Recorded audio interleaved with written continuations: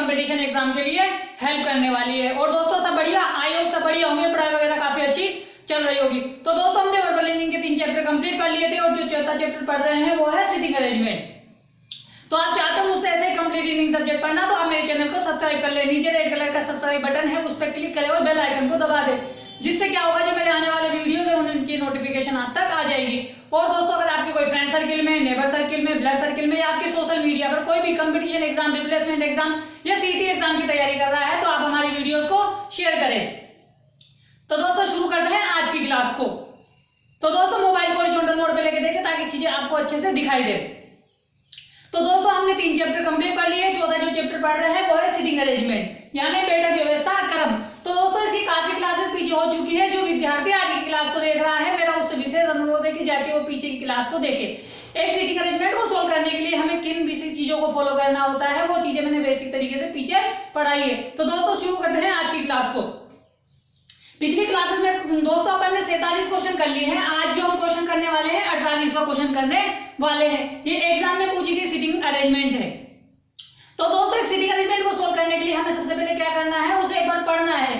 उससे पढ़ने से क्या हो जाएगा, हमें पता लग जाएगा कि भाई वो सिटिंग अरेंजमेंट हमसे क्या कहना चाहती है। ठीक है दोस्तों, तो एक बार सबसे पहले हम इसे पढ़ेंगे, फिर हम सिटिंग अरेंजमेंट को सोल्व करने की कोशिश करेंगे। तो दोस्तों आप सभी का ध्यान बोर्ड की तरफ होना चाहिए ताकि मैं आपको चीजें अच्छे से समझा सकूं। ठीक है, तो शुरू करते हैं आज की इस सिटिंग अरेंजमेंट को सोल्व करना।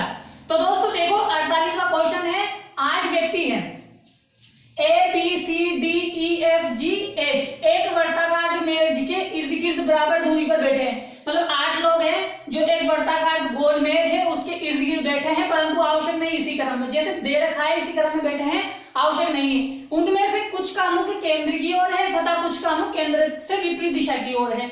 यानी कुछ का मुख तो कुछ तो केंद्र की ओर देख रहे हैं और कुछ केंद्र से बाहर की ओर देख रहे हैं। ठीक है दोस्तों, देखो एच के बाएं तीसरे स्थान पर बी है, एच का मुख केंद्र की ओर है, बी के दाएं दूसरे स्थान पर एफ है, डी के बाएं दूसरे स्थान पर ई है, डी बी या एच का निकटतम पड़ोसी नहीं है। ठीक है दोस्तों, सी के बगल में बैठे व्यक्तियों का मुख केंद्र से विपरीत दिशा की ओर है, ए एच का निकटतम पड़ोसी नहीं है, ए के दोनों पड़ोसियों का मुख विपरीत दिशाओं की ओर है।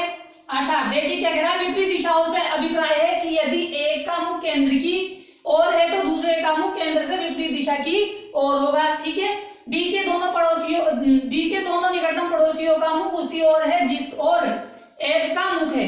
यदि एफ का मुख केंद्र की ओर है तो डी के दोनों पड़ोसियों का मुख भी केंद्र की ओर होगा और ए का मुख उसी ओर है जिस ओर बी का मुख है। तो दोस्तों हमने क्या किया, सबसे पहले सिटिंग अरेंजमेंट को पढ़ लिया। अब हमें इससे पता लगा कि भाई 8 लोग हैं, केंद्र के इर्द गिर्द बैठे हैं, उनमें से कुछ का मुख अंदर है कुछ का मुख बाहर है। तो मैंने देखा कि भाई एक सिटिंग अरेंजमेंट को सोल्व करने के लिए मुझे क्या करना पड़ेगा, कुछ लाइनों को जोड़ना पड़ेगा कि भाई कुछ लाइनें एक दूसरे से कहां जुड़ रही है। देखो मैंने जब सेंटेंस को पढ़ा, जब सिटिंग अरेंजमेंट को पढ़ा तो मैंने देखा कि पहले सेंटेंस में एच और बी की बात हो रही है, आगे वाले सेंटेंस में बी की बात हो रही है, एच की बात हो रही है, यानी मुझे एच कनेक्ट मिला, फिर उसके आगे वाली लाइन में मुझे बी कनेक्ट मिल गया। तो मैंने जब देखा कि भाई पहली लाइन से ही मेरी सिटिंग अरेंजमेंट कनेक्टेड चल रही है। 90% तो क्या होता है कि जो सिटिंग अरेंजमेंट है पहली लाइन से कनेक्टेड चलती है, मगर 10% ऐसा होता है कि पहली लाइन से न होकर वो आगे वाली लाइनों से कनेक्ट होती है। ठीक है, तो दोस्तों शुरू करते हैं सिटिंग अरेंजमेंट को सोल्व करना इसको। तो आप सभी का ध्यान मेरी तरफ होना चाहिए, पहले इसको सोल्व करेंगे फिर इसके आंसर देंगे। ठीक है ना, तो आप लोग तैयार हो जाइए इस सिटिंग अरेंजमेंट को सोल्व करने के लिए। ठीक है, तो आप सब तैयार हैं, तो आप सभी का ध्यान क्या होना चाहिए, बोर्ड की तरफ होना चाहिए। देखो दोस्तों क्या कह रहा है कि बी के बाएं दूसरे, पहले 8 लोग बोल रहा है कि 8 व्यक्ति है। ठीक है, तो 8 व्यक्तियों को बिठा लो, ये 8 व्यक्ति हैं, 1 2 3 4 5 6 7 8।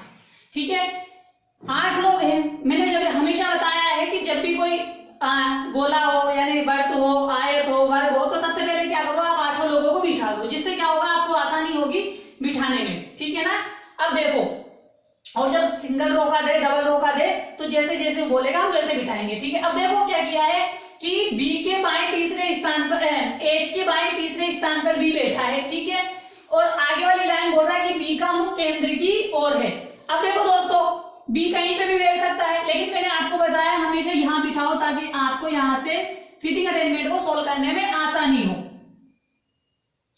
ठीक है, मैंने यहाँ बिठा लिया। अब इसने बोला कि बी का मुख किधर है, केंद्र की तरफ है, यानी बी किधर देख रहा है, केंद्र की तरफ देख रहा है। ठीक है, अब देखो बी केंद्र की तरफ देख रहा है, तो बी के बाएं तीसरे स्थान पर बी यहाँ पे, एच यहाँ बैठा है, तो एच के बाएं तीसरे स्थान पर कौन बैठा है, बी। तो एच का बायां इधर वाला, क्योंकि उसका मुख अंदर है, तो बी के बाएं हम इधर चलेंगे, तो बी के बाएं तीसरा स्थान 1 2 3, तो बी कहां बैठेगा दोस्तों, यहाँ बैठ जाएगा। यहां तक कोई समस्या नहीं आई होगी दोस्तों। आपको सिर्फ क्या कहा गया है कि पहले 8 लोगों को हमने चुन लिया, फिर उसने क्या किया कि एच के बाएं तीसरे स्थान पर बी बैठा है और एच का मुख केंद्र की ओर है। यहां तक कोई समस्या नहीं होगी दोस्तों। अब आगे वाली बात देखते हैं। बी के दाएं दूसरे स्थान पर एफ बैठा है। ठीक है दोस्तों, अब देखो हमें नहीं पता कि बी का मुख किधर है ना दोस्तों, हमें नहीं पता कि बी का मुख किधर है। अब देखो अगर मान लो इसने कहा कि भाई बी के दाएं दूसरे स्थान पर कौन बैठा है, एफ बैठा है। क्या बोल रहा है कि बी के दाएं दूसरे स्थान पर कौन बैठा है, एफ बैठा है। देखो दोस्तों सबसे पहले क्या करो आप, हमें नहीं पता कि उसका मुख किधर है, बी का मुख हमें बोला ही नहीं है, तो हम क्या करेंगे भाई बी के मुख को एक बार मान के देख लेंगे कि भाई मान लीजिए बी ने अंदर की तरफ मुख कर रखा है, तो बी का जो मुख अंदर का होगा तो बी का बायां कौन सा, बी का दायां कौन सा होगा, ये वाला होगा, और बायां वाला ये वाला होगा। जब मैंने बी का मुख अंदर की तरफ किया तो बी का बायां कौन सा हो गया, ये वाला हो गया, तो बी के दाएं दूसरे स्थान पर 1 और 2 कौन बैठ सकता है, एफ बैठ सकता है। लेकिन क्या ऐसा नहीं हो सकता क्या दोस्तों कि भाई मैंने बी का मुख बाहर कर दिया तो एफ यहाँ पे बैठ जाए, ऐसा भी तो हो सकता है। तो मैंने क्या किया, फटाफट से कंडीशन और ड्रॉ कर ली ताकि मैं फटाफट से इनको बिठा सकूं, इसलिए कि मैं सीटिंग अरेंजमेंट को जल्दी सॉल्व कर सकूं, इसलिए मैंने क्या किया है, एक और कंडीशन मान ली। उसमें मैंने क्या किया कि भाई एच का मुख तो मैंने केंद्र की तरफ बोल ही रखा था, तो मैंने एच का मुख केंद्र की तरफ कर दिया और यहाँ पे बी बैठा था। अब मैंने यहाँ पे तो अंदर की तरफ मुंह माना था बी का, लेकिन अब यहाँ पे क्या करूंगा, मैं बी का मुख बाहर की तरफ मान लूंगा। जब बी का मुख बाहर मानूंगा तो बी का दायां ये वाला हो जाएगा, जब बी के दाएं चलूंगा दूसरे स्थान पर तो 1 और 2 दूसरे स्थान पर कौन बैठ जाएगा, एफ बैठ जाएगा।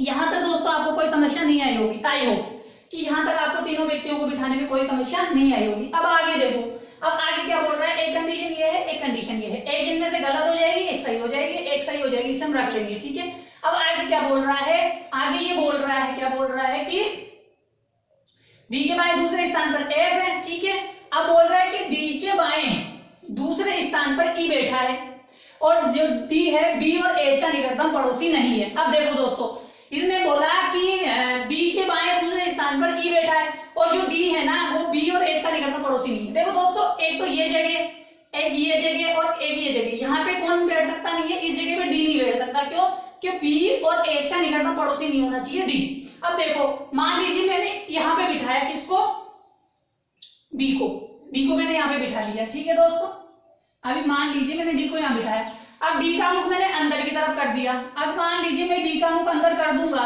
तो डी के क्या बोल रहा है, डी के बाएं दूसरे स्थान पर ई बैठना चाहिए। तो जब मैं डी का मुख अंदर किया तो डी का बायां कौन सा होगा, ये वाला, तो डी के बाएं दूसरे स्थान पर चलूं मैं 1 और 2, तो यहाँ पे डी बैठा हो, एच बैठा हुआ है, तो यानी डी के बाएं दूसरे स्थान पर तो मैं किसको नहीं बिठा सकता, ई को नहीं बिठा सकता। तो इसका मतलब ये हुआ कि डी का मुख अंदर तो नहीं हो सकता। तो अगर मान लीजिए अंदर नहीं हो सकता तो मुझे क्या करना पड़ेगा, एक बार बाहर मान के करना पड़ेगा। ये लीजिए मैंने क्या किया, बाहर मान लिया कि अब क्या बोल रहा है कि डी के बाएं दूसरे स्थान पर। अब देखो डी यहाँ बैठा है तो डी का बाएं दूसरा स्थान 1 और 2 यहाँ पे आ सकता है ई, तो यहाँ पे बिठाने पे मेरे पास कौन आ सकता है, ई आ सकता है। ठीक है दोस्तों, लेकिन क्या दोस्तों ऐसा ही हो सकता है कि डी यहाँ बैठे, यहाँ पे भी तो बैठ सकता है ना, यहाँ पे भी बैठ सकता है। तो देखो अभी मैंने क्या किया, सिर्फ यहाँ पे बिठाया। अब देखो अभी मैंने यहाँ पे बिठाया, अब मुझे क्या करना है, एक बार यहाँ पे भी बिठा के देखना पड़ेगा। तो मुझे क्या करना पड़ेगा, एक और कंडीशन लेनी पड़ेगी। क्यों, क्योंकि एक बार तो मैंने यहाँ बिठा के देखा है, अब एक बार यहाँ पे बिठा के देखना पड़ेगा। तो मुझे फटाफट से क्या करना है, एक कंडीशन और ड्रॉ करनी पड़ेगी। क्यों, क्योंकि भाई अभी एक जगह खाली है जिसे मुझे अज्यूम करना है। ठीक है, यहाँ तक कोई समस्या नहीं आई होगी दोस्तों। हाँ, अब देखो फटाफट से क्या करना है, मुझे यहाँ पे बी को बिठा देना है, यहाँ पे मुझे एफ को बिठा देना है, यहाँ मुझे एच को बिठा देना है। एच का मुख अंदर की तरफ था, यहाँ पे क्या था, अंदर की तरफ बी का मुख था। ठीक है, अब यहाँ पे एफ आ गया। अब देखो अब मैंने देखो क्या किया कि मैंने क्या किया कि यहाँ पे बिठा दिया किसको, डी को बिठा दिया। ठीक है ना, ये तो बोला गया है कि डी जो है बी और एच का पड़ोसी नहीं है। देखो मैंने एक जगह छोड़ के तो बिठा दिया, तो यहाँ पे तो उसकी जगह नहीं हो सकती ना। तो अब देखो, अब डी के बाएं दूसरे स्थान पर कौन बैठ सकता है? ई बैठ सकता है, ठीक है। लेकिन अगर मान लीजिए मैं ई का मुख किधर कर दूं, बाहर की तरफ, तो डी के बाएं दूसरे स्थान पर ई बैठ सकता है कि नहीं? क्योंकि इधर की साइड कौन बैठ चुका है? ऑलरेडी बी बैठा हुआ है। मान लीजिए कि मैं इस कंडीशन को मिटा दूं, ठीक है, मैंने डी का मुख बाहर की तरफ कर दिया। अब डी का बाया इधर वाला, तो दूसरे स्थान पर ई बिठाना है, 1 और 2। क्या मैं बी को बिठा सकता हूँ? ई को नहीं बिठा सकता, क्योंकि यहाँ पे ऑलरेडी बी बैठा हुआ है। तो मुझे क्या करना पड़ेगा कि डी का मुख किधर करना पड़ेगा? अंदर करना पड़ेगा, और दूसरे स्थान पर किसको बिठाना पड़ेगा? डी के बाएं दूसरे स्थान पर ई को बिठाना पड़ेगा। देखो दोस्तों, एक कंडीशन ये है, एक कंडीशन ये है, एक कंडीशन ये है। अभी ये कंडीशन बाकी है। उसने क्या बोला कि जो डी के बाएं दूसरे स्थान पर ई है और डी बी और एच का निकटतम पड़ोसी नहीं है। अब देखो बी कहाँ नहीं आ सकता? यहाँ नहीं आ सकता, यहाँ नहीं आ सकता, यहाँ नहीं आ सकता, यहाँ नहीं आ सकता। क्यों? क्योंकि यहाँ पड़ोसी है, यहाँ पड़ोसी है, यहाँ पड़ोसी, यहाँ पड़ोसी है, यहाँ पे बी का पड़ोसी, यहाँ पे बी का पड़ोसी, यहाँ पे एच का पड़ोसी, यहाँ पे एच का पड़ोसी। तो यहाँ पे मान लीजिए कौन आ जाएगा? यहाँ पे आ जाएगा कौन? डी। अब देखो, अगर मैं डी का मुख अंदर की तरफ कर दूं, तो डी का मुख अंदर की तरफ करने पर डी के बाएं दूसरे स्थान पर ई बैठना चाहिए, जबकि दूसरे स्थान पर तो एच बैठा है। तो एच की जगह पे तो ई बैठ नहीं सकता, क्योंकि ऑलरेडी पहले में हमारे पास कौन बैठा है? एच बैठा है। तो हम इसका मुख क्या कर सकते हैं? अंदर नहीं कर सकते। तो अब हमें क्या करना पड़ेगा? इसका मुख बाहर करना पड़ेगा। जब डी का मुख बाहर करेंगे तो डी के बायां इधर वाला हो जाएगा। तो डी के बाएं चलेंगे तो दूसरे स्थान पर कौन बैठ सकता है? ई बैठ सकता है। यानी यहां से बाहर करने पर ई यहां बैठ सकता है। हमारे पास 3 कंडीशनें आ गई दोस्तों। एक कंडीशन ये है, एक कंडीशन ये है, एक कंडीशन ये है। इनमें से एक कंडीशन सही रहेगी, बाकी कंडीशन गलत हो जाएगी। अब देखो, अब क्या बोल रहा है? अब हमें आगे चलना है। अब आगे क्या बोल रहा है? ये बोल रहा है कि सी के अगल बगल बैठे दोनों व्यक्तियों का मुक्त केंद्र से विपरीत दिशा की ओर है। अब देखो दोस्तों, एक कंडीशन ये, एक कंडीशन ये, एक कंडीशन ये। अब देखो सी को बिठा बिठा के देखते हैं कि सी के जो दोनों जो निकटतम पड़ोसी है उनका मुख बाहर की तरफ होना चाहिए। देखो जगह एक जगह यहाँ है। अगर मान लीजिए मैं सी को बिठाऊं यहाँ पे, तो सी के दोनों पड़ोसियों का मुख कहाँ होना चाहिए? बाहर की तरफ होना चाहिए। देखो बी का मुख कहाँ है भाई? सी यहाँ बैठा है, सी के पड़ोसी कौन है? बी और एफ है। मैंने यहाँ पे बिठाया किसको? सी को। तो सी के पड़ोसी है बी, बी का मुख अंदर है, इधर नहीं बैठ सकता। क्यों? क्योंकि भाई उनके जो पड़ोसी है उनके मुख किधर होने चाहिए? बाहर होने चाहिए। मैंने यहाँ पे बिठाया, यहाँ पे बिठा के देखा तो डी इसके पड़ोसी कौन है? सी के ए। भाई मैंने यहाँ बिठा लिया, अब यहाँ बिठाओ। देखो दोस्तों, समझने की कोशिश कर लेना। सी यहाँ बैठा है, सी जब बैठ गया तो इसके दोनों निकटतम पड़ोसियों का मुख क्या होना चाहिए? केंद्र से विपरीत दिशा की ओर होना चाहिए। यानी इसका मुख भी बाहर होना चाहिए, इसका मुख भी बाहर होना चाहिए। भाई एफ का तो हमें मुख पता नहीं है। क्यों पता नहीं है? क्योंकि दे नहीं रखा, उसमें पता नहीं है, निकालना पड़ेगा। लेकिन बी का मुख तो हमें पता है, क्योंकि बी का मुख अंदर है। जब बी का मुख अंदर हो गया तो इसका मतलब सी यहाँ नहीं बैठ सकता। क्यों? क्योंकि भाई उसके जो पड़ोसी है उसका मुख बाहर होना चाहिए, तो सी यहाँ नहीं बैठ सकता। अब मान लीजिए यहाँ बिठा दूं मैं, सी के पड़ोसियों का मुख बाहर होना चाहिए। देखो डी का मुख तो बाहर था, लेकिन यहाँ पे एच का मुख अंदर है, तो यहाँ पे भी बिठा नहीं सकता। अब लेकिन मैं यहाँ पे बिठा सकता हूँ। क्यों? क्योंकि यहाँ पे ऐसा हो सकता है ना कि भाई साहब एक का मुख तो बाहर है, तो इसका मुख भी बाहर हो जाए। भाई एक कंडीशन तो ऐसी होगी। तो मुझे क्या करना पड़ेगा? भाई यहाँ पे बिठा दिया, तो मुझे क्या करना पड़ेगा? इसका मुख बाहर करना पड़ेगा। क्यों? क्योंकि मुझे ये पता है, इसमें बोला गया है कि भाई ऐसी कंडीशन आपको मिल जाएगी जहां पर सी के दोनों पड़ोसियों का मुख बाहर की तरफ हो जाएगा। ठीक है, यहां तक कोई समस्या नहीं आई होगी। अब यही चीज इसमें अप्लाई करके देखते हैं। देखो दोस्तों, यहाँ पे बिठाया मैंने किसको? सी को। ठीक है ना, यहाँ पे बिठाया मैंने सी को। ठीक है, मैंने यहाँ पे बिठाया सी को। अब देखो सी को मैंने यहाँ बिठा दिया, तो सी के दोनों पड़ोसियों का मुख बाहर की तरफ हो सकता है, बिल्कुल हो सकता है। लेकिन अगर मैं यहाँ बिठाऊं तो एक पड़ोसी के तो अंदर की तरफ मुख हो गया, तो मुझे क्या करना पड़ेगा? सी को यहाँ बिठाना पड़ेगा। लेकिन यहाँ पे कौन बैठेगा मुझे नहीं पता, लेकिन उसका मुख बाहर की तरफ होगा। ठीक है, सी का मुख किधर है? सी यहाँ बैठा हुआ है। ठीक है, अब सी का मुख मुझे पता नहीं किधर है, लेकिन सी बैठा हुआ तो यहाँ है, और उसके पड़ोसियों का मुख बाहर की तरफ होना चाहिए। उसी प्रकार यहाँ करके देख लो। देखो यहाँ पे बिठाऊं तो सी के दोनों पड़ोसियों का मुख अंदर की तरफ हो जाएगा, तो ऐसा हो नहीं सकता, यहाँ बिठा नहीं सकता। अगर मैं यहाँ बिठाऊं तो यहाँ पे भी अंदर हो जाएगा, यहाँ बिठाऊं तो यहाँ पे भी अंदर हो जाएगा। यानी इस जगह पे बिठाने पर, इस जगह बिठाने पर, इस जगह बिठाने पर, किसी भी जगह बिठाऊं, यहाँ पे बिठाऊंगा तो इनका मुख अंदर हो जाएगा, तो ये भी नहीं हो सकता। यहाँ पे सी को बिठाऊं तो इसका मुख अंदर हो जाएगा, इसका तो नहीं है। लेकिन यहाँ पे भी नहीं बिठा सकता, क्योंकि दोनों का मुख बाहर होना चाहिए। यहाँ पे भी नहीं बिठा सकता। यहाँ पे बिठाऊं तो बी का मुख अंदर है, तो यहाँ पे भी नहीं बिठा सकता। तो दोस्तों इसलिए क्या हुआ कि ये कंडीशन गलत हो गई। क्यों गलत हुई? समझा दिया मैंने। कि बी के पड़ोसियों का मुख बाहर की तरफ होना चाहिए। ये कंडीशन गलत है। अब ये दो कंडीशन हमारे साथ चल रही है। अब आगे देखते हैं, इनमें से एक कंडीशन सही हो जाएगी और एक कंडीशन गलत हो जाएगी। अब देखो अब क्या बोल रहा है, आगे चलते हैं। ए एच का निकटतम पड़ोसी नहीं है। अब देखो दोस्तों, ए एच का निकटतम पड़ोसी नहीं है और एक के निकटतम पड़ोसियों का मुख विपरीत दिशा की ओर है, यानी एक का मुख अंदर है, एक का मुख बाहर है। अब देखो ए एच का निकटतम पड़ोसी नहीं है, यानी ए यहां नहीं बैठ सकता, लेकिन यहां तो बैठ सकता है भाई। ए एच का निकटतम पड़ोसी नहीं है तो हम यहाँ पे नहीं बिठाएंगे। अब यह बोल रहा है कि ए के दोनों पड़ोसियों का मुख विपरीत दिशाओं की ओर है। अब देखो बी का मुख कहाँ है, अंदर है, तो एफ का मुख किधर होना चाहिए, बाहर की तरफ होना चाहिए। यहां तक कोई समस्या नहीं आई होगी दोस्तों। अब यहाँ पे देख लो, अब देखो दोस्तों यहाँ पे सिर्फ ए की जगह खाली बची है ये। अब अगर मान लो मैं यहाँ पे एच को बिठा दूं, ए को बिठा दूं या ए को इधर बिठा दूं, तो दोनों कंडीशनों में ए क्या हो रहा है, निकटतम पड़ोसी हो रहा है किसका, एच का। जबकि सेंटेंस में मना किया गया है कि ए जो एच का निकटतम पड़ोसी नहीं है, तो ये कंडीशन भी हमारी क्या हो गई, गलत हो गई। तो आई होप दोस्तों यहाँ तक आपको समझ में आ गया होगा कि ये दोनों कंडीशनें क्यों गलत हुई है और ये कंडीशन क्यों सही चल रही है। यहाँ तक कोई समस्या नहीं आई होगी। अब देखो अब बचा हुआ व्यक्ति कौन है, इन सात लोग बैठ चुके, बचा हुआ व्यक्ति होता है जो उस जगह खाली होती है उसकी होती है। देखो A B C D E F G, खाली जगह थी जो किसकी थी, जी की थी। अब देखो अब आगे क्या बोल रहा है, और चीजों को देखते हैं। अब क्या बोल रहा है, डी की बात हमने कर ली, ए की बात कर ली, एक का मुख अंदर है, एक का मुख बाहर है। अब हमारे पास तीन लोग बचे जिनका मुख निर्धारित नहीं है, ए सी और जी का मुख। अब देखो आगे क्या बात बोल रहा है उसको पढ़ते हैं। यहां तक पढ़ लिया हमने। अब देखो डी के दोनों पड़ोसियों का मुख उसी ओर है जिस ओर एफ का मुख है। अब एफ कहाँ है, यहाँ है, एफ का मुख कहाँ है, बाहर की ओर है। तो इसने कहा है कि डी के दोनों पड़ोसियों का मुख उसी ओर है जिस ओर किधर मुख है, जिस ओर किसका मुख है, बी का मुख है। बी का मुख बाहर है, तो डी के पड़ोसियों का मुख कहाँ होना चाहिए, बाहर की तरफ होना चाहिए। क्यों, क्योंकि उनका मुख किसकी तरफ होना चाहिए, डी की तरफ होना चाहिए, एफ की तरफ होना चाहिए। डी के पड़ोसियों का मुख किसकी तरफ होना चाहिए, बाहर की तरफ होना चाहिए। अब बचा ए। अब ए के लिए देखो कि ए का मुख किधर होना चाहिए। ए का मुख उसी ओर है जिस ओर बी का मुख है। बताओ बी का मुख किधर है, अंदर की तरफ है, तो ए का मुख किधर होगा, अंदर की तरफ होगा। जब ए का मुख अंदर हो गया तो हमारे पास सभी लोग बैठ चुके हैं और सबके मुख निर्धारित हो चुके हैं। अब आप चाहते हो कि ये गलत है या सही है, वो क्वेश्चनों के माध्यम से पता लग जाएगा। जब एक बार वापस से सीटिंग अरेंजमेंट को आप पढ़ते हो तो उसमें आपको ऑटोमेटिक ऐसी कंडीशन मिल जाती है जिससे ये पता लग जाता है कि ये गलत है कि ये सही है। ठीक है, तो 8 लोग हमारे पास बैठ चुके हैं। कैसे बैठ चुके हैं ये आपके सामने है। 3 कंडीशन ये बनी, तीनों में 2 गलत हो गई और 1 सही हो गई।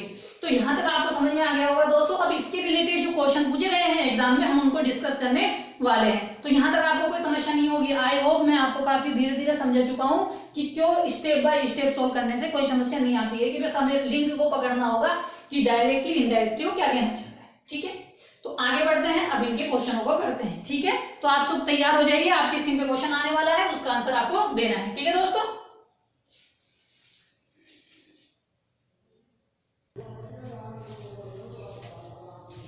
तो दोस्तों पहला क्वेश्चन स्क्रीन पर है, आपको इसका आंसर देना है। बताइए कि उपरोक्त व्यवस्था के अनुसार कितने व्यक्तियों का मुख केंद्र की ओर है। बताइए कि कितने व्यक्तियों का मुख केंद्र की तरफ है।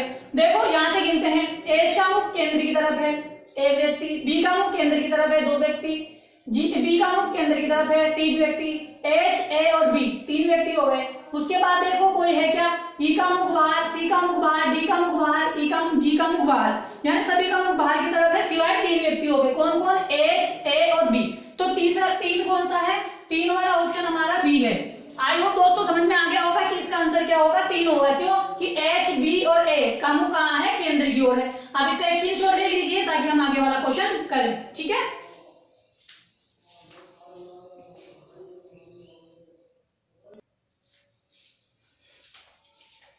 तो दोस्तों दूसरा क्वेश्चन स्क्रीन पर है, इसका आंसर दीजिए। बताइए कि उपरोक्त व्यवस्था के आधार पर निम्नलिखित में से कौन सा कथन जी के संदर्भ में सत्य है। बताइए कि जी के संदर्भ में कौन सी बात सत्य है।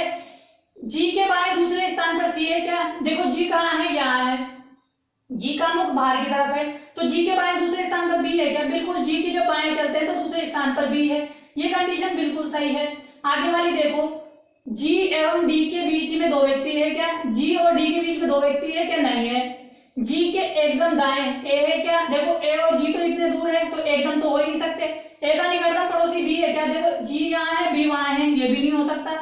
जी का मुख केंद्र की ओर है क्या, जी का मुख केंद्र की ओर है, नहीं है, तो पहला वाला ऑप्शन हमारा आंसर हो जाएगा। ठीक है दोस्तों, आई होप समझ में आ गया होगा कि चीजें कैसे सोल्व होती है। ठीक है ना, आप स्क्रीनशॉट ले लें, फिर आगे वाला क्वेश्चन करते हैं।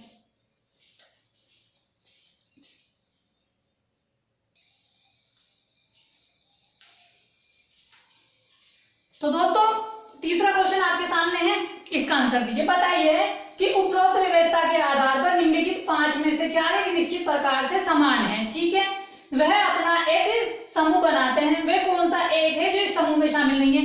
ये 5 ऑप्शन है, पांचों में 4 एक समान है और एक अलग है, वो हमें पता लगाना है। अब कैसे, देखो जी कहाँ बैठा है, यहाँ है, जी का मुख कहाँ है, बाहर की तरफ है। सी कहाँ है, यहाँ है, सी का मुख बाहर है, यानी दोनों संबंध दोनों एक से हैं। जी का मुख भी बाहर है, सी का मुख भी बाहर है। अब देखो ए का मुख कहाँ है, अंदर है, दोनों से भिन्न हो गया। लेकिन आगे चेक करेंगे, एफ का मुख कहाँ है, बाहर है, यानी सी डी एफ एक जैसे हैं। अब देखो क्या नाम है, सी जी हो गया, सी हो गया। अब डी का मुख बाहर है, बिल्कुल है, यानी जी सी एफ और डी सबका मुख बाहर है सिवाय किसके, ए के।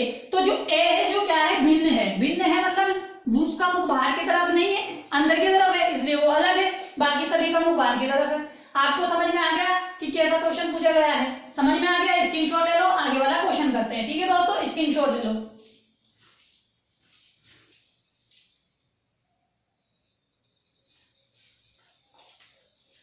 तो दोस्तों चौथा क्वेश्चन आपके सामने है, इसका आंसर दीजिए कि एच के संदर्भ में ए का क्या स्थान है। बताइए कि ए और एच के संबंध में, यानी ए के संबंध में ए का क्या स्थान है। देखो ए का एच का मुख अंदर है, तो एच से जब हम बाएं जाएं तो बाएं से दूसरे स्थान पर कौन है, ए बैठा हुआ है।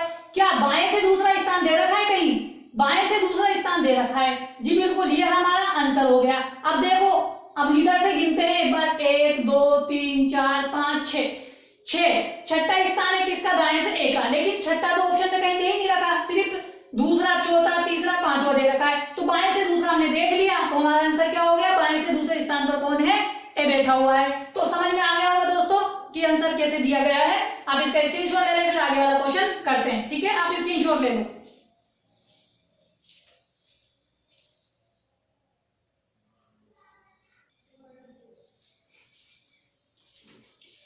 तो बताइए दोस्तों, पांचवा क्वेश्चन स्क्रीन पर है, इसका आंसर दीजिए कि ई के एकदम दाएं कौन बैठा है। देखिए ई कहां बैठा है, यहां बैठा है, ई का मुख बाहर की तरफ है, जब ई का मुख बाहर है तो उसका दायां इधर वाला, तो ई के दाएं कौन बैठा है, सी बैठा है। सी कौन सा ऑप्शन है, तीसरा वाला है, तो हमारा आंसर कौन सा हो जाएगा, तीसरा वाला हो जाएगा। ठीक है दोस्तों, समझ में आया, ये पांचवा क्वेश्चन था इस सीटिंग अरेंजमेंट से रिलेटेड जो एग्जाम में पूछा गया है।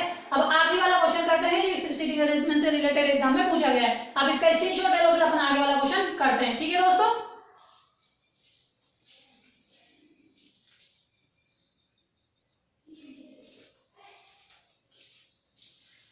तो दोस्तों छठा क्वेश्चन आपके सामने है इस सीटिंग अरेंजमेंट से रिलेटेड, आखिरी क्वेश्चन है, इसका आंसर दीजिए कि निम्नलिखित में से कौन एफ और बी के बीच में बैठा हुआ है। बताइए कि एफ और बी के बीच में कौन बैठा हुआ है, ए बैठा हुआ है। ठीक है, तो आंसर कौन सा हो गया, ए हो गया, पांचवा वाला। तो दोस्तों आई होप आज की सीटिंग मैनेजमेंट और उसके क्वेश्चन आपको काफी अच्छे से समझ में आ गए होंगे।